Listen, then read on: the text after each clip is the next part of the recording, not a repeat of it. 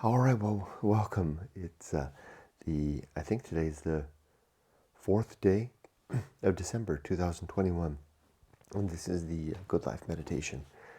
Boy, what a awkward morning I'm having. I'm about an hour behind schedule. I'm normally up at 4 a.m. having this done by 4:30 and my solitude transcription done by 5. It's 5:30 now, and I'm starting. I stayed up late last night, working really hard yesterday, getting my computer for work all set up so that I can do my work, and kind of and wrestling with anxiety about the new job and my ability to do that new job. I always face this. It's just been a constant all my life with regard to work. Concerned that I can do a good job. Now, I see why people really want to retire, but then retirement has its own follies, right? Like here at this new place, I'm surrounded by retired people, and it's a golf course community, kind of, and a lot of people retire here for that life of leisure. Most of the neighbors that I'm interacting with haven't worked for more than a decade or more. And it's interesting to see how they fill their time in their lives. They don't seem busy. Excuse me. Pardon me about that. But they do seem distracted.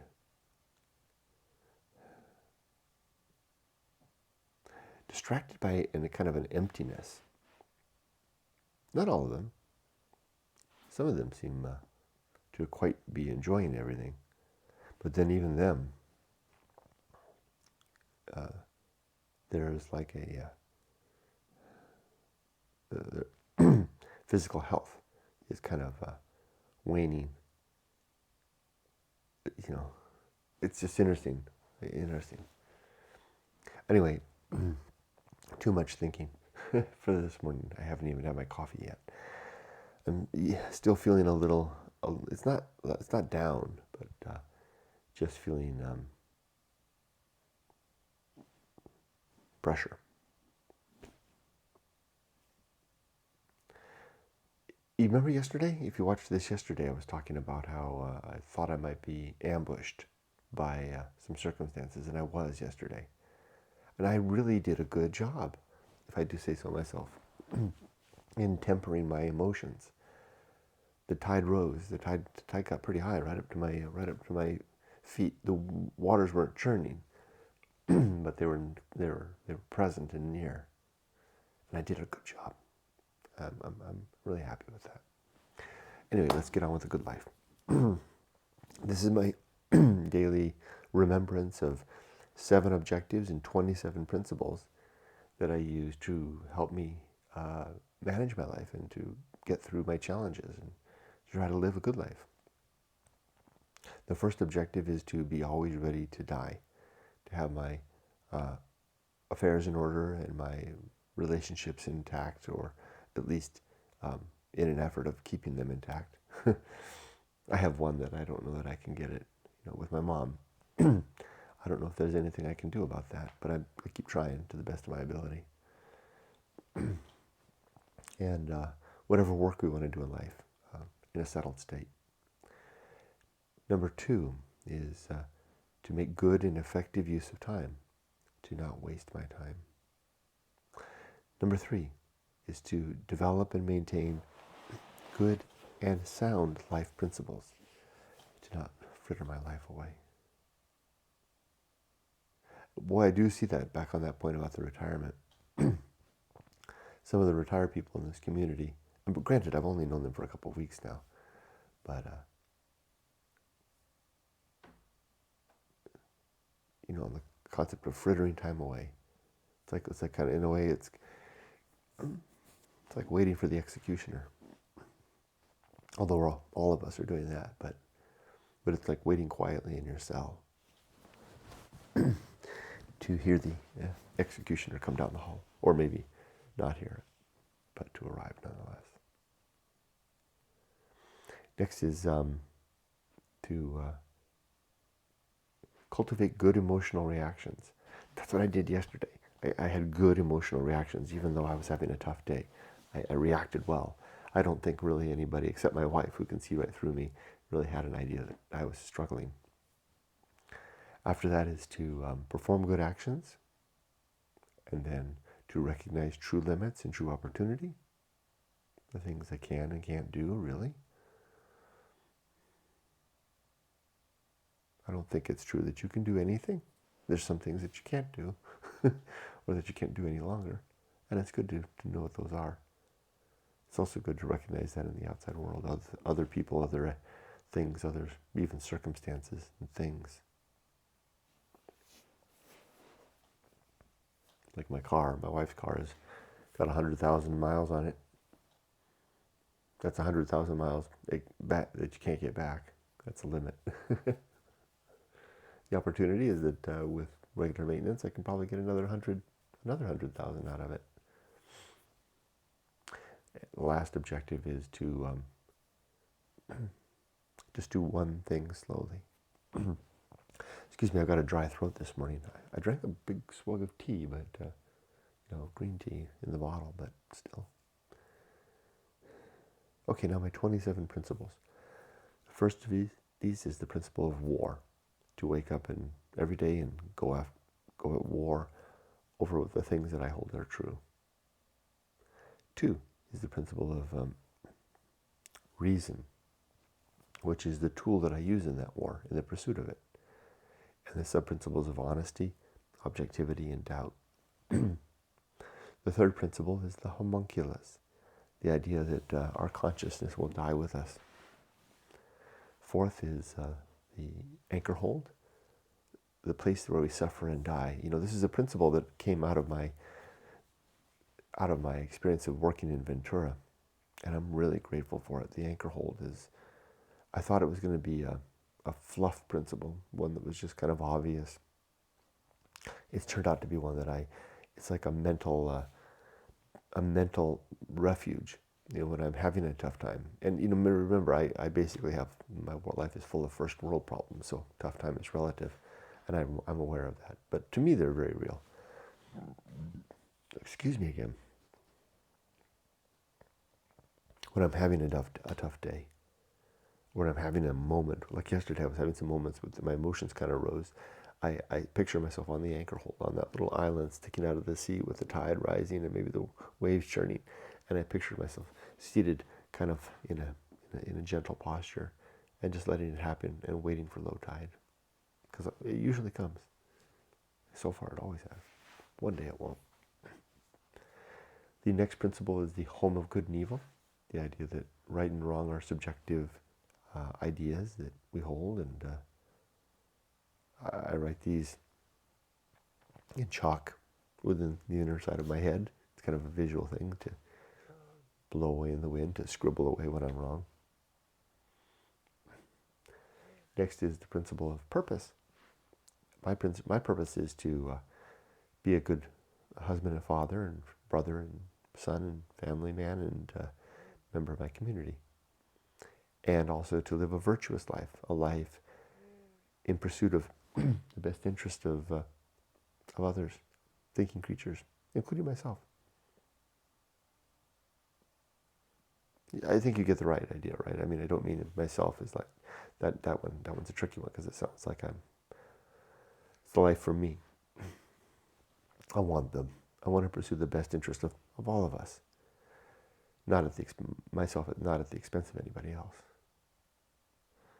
And then also whatever mission I might have in life. Those are my purpose. Next comes the atomic principle, the reminder that everything is made of atoms and molecules, and very soon this this thing that constitutes me will die and dissolve away. Boy, my philosophy sure is kind of dark sometimes, huh? I guess it's just its character. I was watching a guy on YouTube yesterday. What was the YouTube channel called? Something about far and something. He's a kind of outdoor adventurer. Goes alone in the world of the places. He's got his own TV show now. And I was noting how positive he was. He's much younger, probably in his early 30s. Much more positive than me.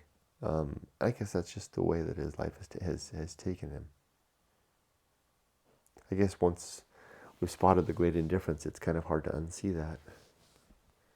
So those are the atomic principle, and then the principle of nature. Did I talk about that one? Yeah, we did the atomic principle. And then next is the principle of nature. Everything has some particular nature. And I like to point out what that is. Like today's Saturday, and the nature of Saturday is to be a day off. Well, that's why I slept in a little bit. Something I rarely do, even on my days off, because it kind of messes up my schedule. Hello, senior citizen. But it's also a day of anticipation, because Monday's on its way. There's my anxiety again. But it's also a day of rest. I should focus on that.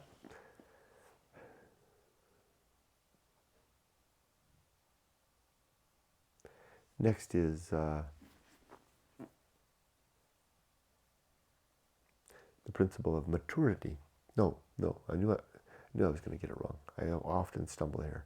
This next principle is one that I added after a couple of years of doing this, and it just, even though I've had it for more than a year, I still stumble here. But here it is. It's called the pirate ride, and it's just an idea that we don't have free will. That free will is an illusion.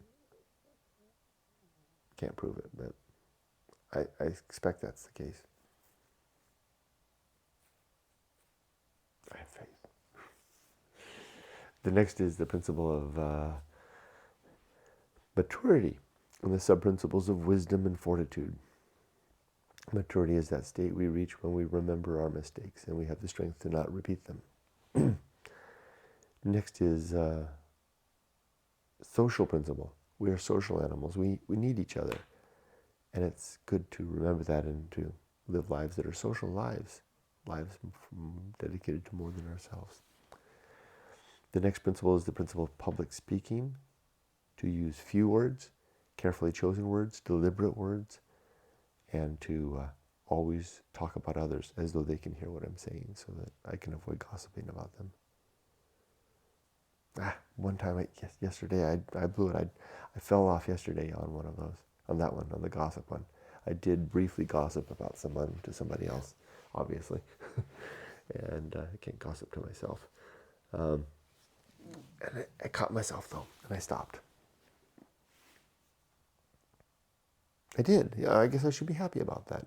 I did. I literally started. I went down that trail, and I went, oh my gosh, I'm starting to gossip, and I changed the subject. Good job, if I do say so myself.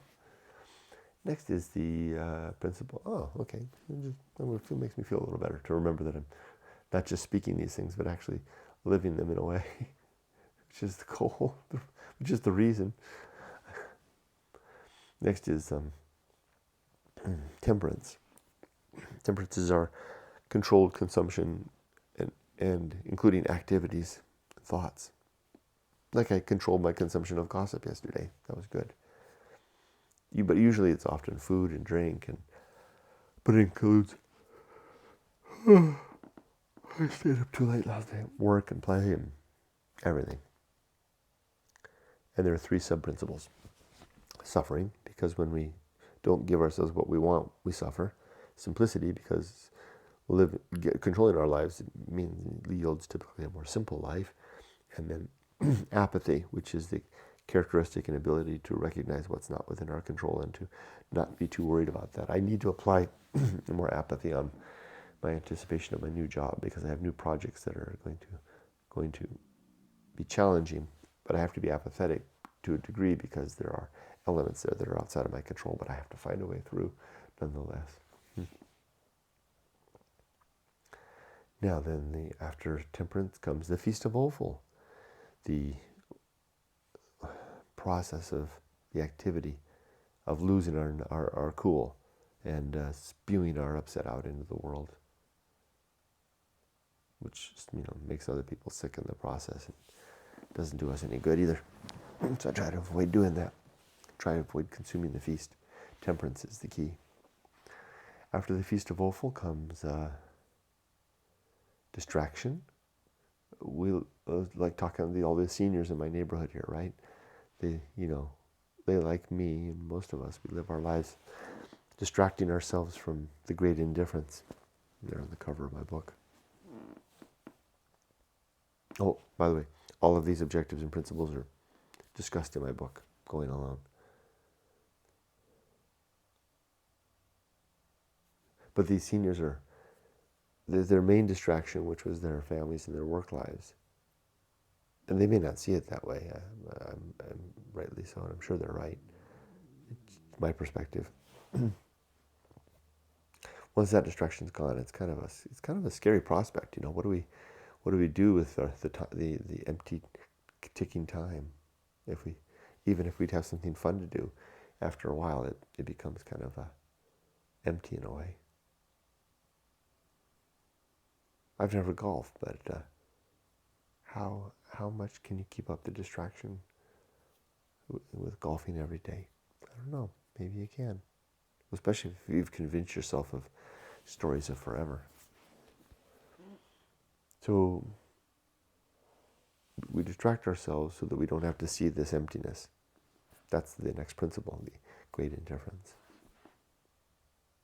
The principle after that is the principle of the risk of avoiding risk, that there are layers of risks in life, that the surface level ones are the ones that they're not easy, but they're the ones that we most typically tackle, of security, education, career, family, etc. The deep ones are the ones that are more challenging, especially because people don't usually encourage us very far in that direction, the direction of our art, of our desire, of our dreams, etc. Taking risks. That's what that guy's channel is about. A YouTube channel, kind of taking risks, and what does he say? Pursue your fears or something like that. Slogan.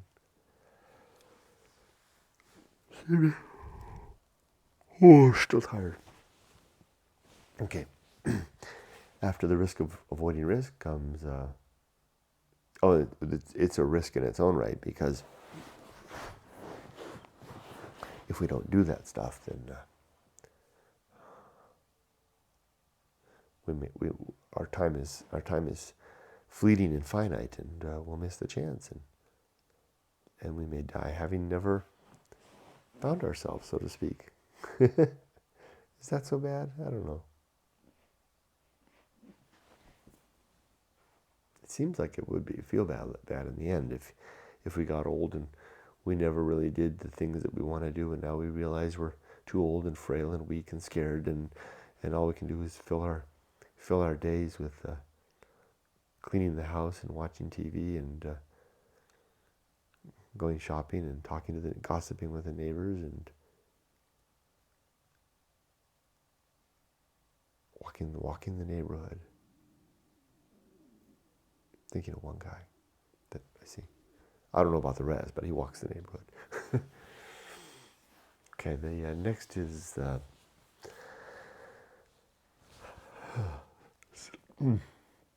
sin and damnation. In my good life worldview, there are 7 sins, and these sins lead to damnation in the here and now if we engage in them, because we are basically accepting things that aren't true, or gossiping. The first 6 are the former, the last one is the latter. These are hope, because hope is an empty, what do you call it? Boy, my mind is gone this morning. A pretender of a virtue. That's not the word I want to say. It's like a false virtue. It pretends to be a virtue. It's a good thing to hope. Well, hope maybe, but if you couple it with activity, action, and a plan, right? Hope alone is just a wringing our hands and wishing, which doesn't do much of anything. So hope is one. The next is credulity, an overwillingness to believe. The next is faith, which is believing without good reason, without evidence, without good reason. And then dogma, which is believing because it's written down. And the next is authority, believing because someone says so. And then gossip is the last one. After sin and damnation comes the great life adventure, one or more milestone events that kind of that distinguish our lives and become the centerpiece. I like to say marquee experience of our existence. After that comes the season of philosophy, a time to record what we've learned along the way. Do it while the words are there, because otherwise they'll pass. Then comes the bullseye aim. We try to hit the mark, but we usually miss. I did on my first day, and that was one of the things I did on my first day of work 2 days ago. I went in and I reminded myself on driving in that I needed the bullseye aim, that I would hit the mark, and I did twice, big time. And as soon as I did it too, because I'd reminded myself, I said, "Oh, there it is." It really helps in that regard to have front-loaded my expectation that it would happen. Not as a self-fulfilling prophecy, hopefully, but as simply a reminder of what did happen.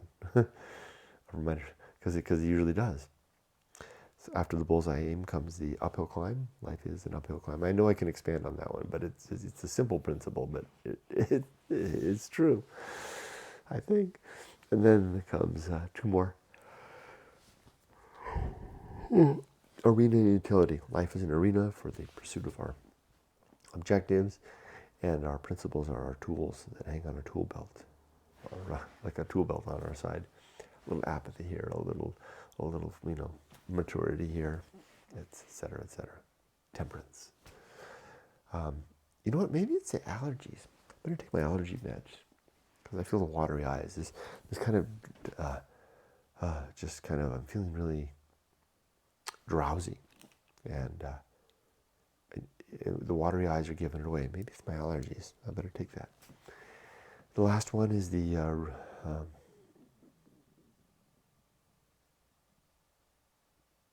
nothing is enough. Just a reminder that less is sometimes better. Okay, I did it. Now, just let's prepare for the day. Likely ahead of me today is more of this anxiety, and it will probably be that way for the next 48 hours. I would like to think of a plan for Monday, but really, I probably don't really need a plan for Monday. I have HR stuff to do and other things, so maybe I shouldn't fret so much. But I already have a plan. I mean, I came up with a plan practically on the spot, and I even talked about it with my boss and others, and they were like, "Yeah, that's a good plan." So I mean, I've got a plan, but I won't be satisfied. I won't be really able to relax until I'm on the other side of this, which means that I won't be able to relax until I'm retired. And then once I'm retired, I'm going to be anxious because I got nothing to do. I guess it's my nature to be like this. So anyway, what I'm going to try to do, I'm going to be spending the day with the family. We're going to go to Irvine to pick up one last load, maybe tidy up the apartment before we go, come back. My goal is to fill out some, in addition to going to Irvine, and I'm going to have a positive attitude, positive spirit. I'm certainly not going to have any Feast of Offal with my family today.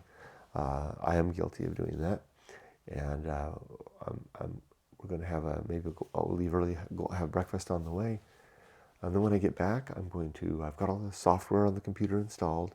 I'm going to work on the HR paperwork. I'll get that filled out. And then I'm going to enjoy the rest of the day with my family this evening as well. Maybe my wife and I are starting a new show on Amazon Prime together. We'll either continue watching that, or maybe watch a movie. Maybe we'll get some shopping done, a house cleaning, although I did clean the house 3 days ago, so it's in pretty good shape, but a little touch cleaning. And of course, spend time with my dogs and my boys. And that's it. So I think I'm done with the Good Life Meditation for today. Thanks for joining me. I wish you all the best, and remember, Be safe, but not too safe. Take care.